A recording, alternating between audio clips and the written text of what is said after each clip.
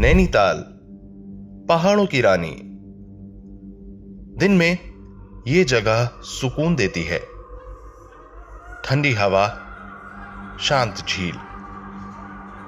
लेकिन जैसे ही सूरज मल्लीताल की पहाड़ियों के पीछे डूबता है, नैनीताल बदलने लगता है। रात में यहां की कुछ जगहों के बारे में स्थानीय लोग भी बात करना पसंद नहीं करते।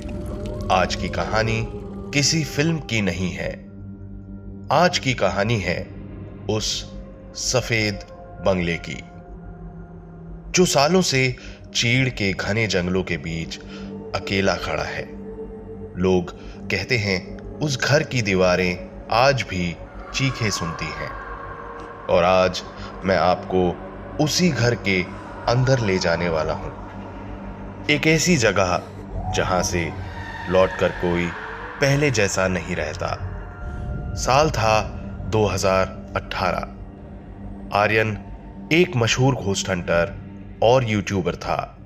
वो नैनीताल आया था एक ही मकसद से, हॉन्टेड व्हाइट हाउस की सच्चाई दुनिया को दिखाने। टैक्सी उस बंगले से करीब 2 किलोमीटर पहले ही रोक दी गई।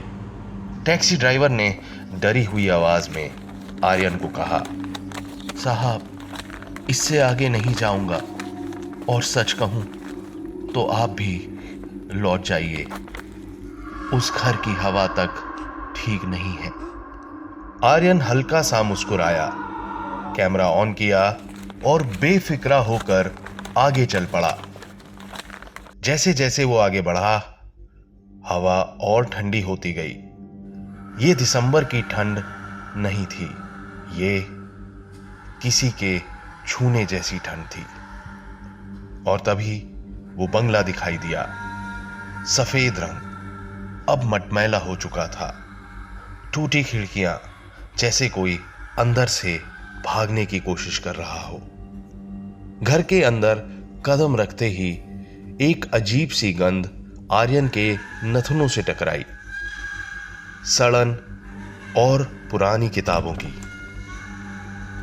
अंधेरे को चीरते हुए जैसे ही टॉर्च की रोशनी ने घर में उजाला किया, धूल हवा में तैरने लगी।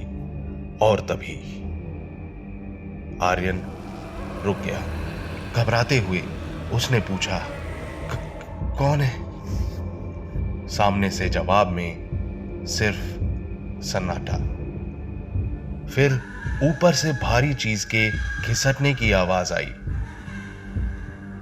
आर्यन ने धीरे धीरे अपने कदम ऊपर की ओर बढ़ाए। उसके भारी कदमों से सीढ़ियां करा रही थीं। उसके सामने था एक कमरा, जो पहले बंद था, अब आधा खुला था। अंदर एक पुरानी ड्रेसिंग टेबल और आईने पर लाल रंग से लिखा था, तुम गलत जगह आ गए हो। आर्यन का गला सूख चुका था। आईने में उसने अपने पीछे एक साया देखा।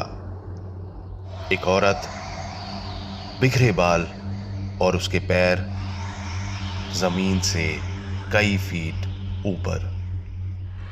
आर्यन पलटा, लेकिन वहां कुछ नहीं था। लेकिन जैसे ही उसने फिर आईने में देखा, वो चेहरा अब उसके बिल्कुल पास था। आर्यन भागना चाहता था, लेकिन उसके पैर हिल नहीं रहे थे। ठंडे हाथ उसके गले को जकड़ चुके थे। धीरे धीरे उसकी सांस टूट रही थी। उसके हाथ से कैमरा गिरा, लेकिन रिकॉर्डिंग चलती रही। उसमें बस आर्यन की घबराई हुई आवाजें और एक डरावनी हंसी। अगली सुबह लकड़हारों ने आर्यन को बंगले के बाहर पाया, जिंदा, लेकिन पूरी तरह से बदला हुआ। उसके शरीर पर काले निशान थे। आर्यन बच तो गया, लेकिन वो दोबारा कभी नहीं बोल पाया। कैमरे की आखिरी फुटेज पूरी तरह काली थी।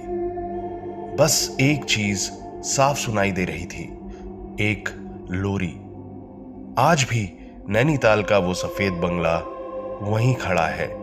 अगर कभी वहां हवा अचानक ठंडी हो जाए या किसी बच्चे की हंसी सुनाई दे तो पीछे मत देखना, बस भागना, क्योंकि वो घर मेहमानों को लौटने नहीं देता।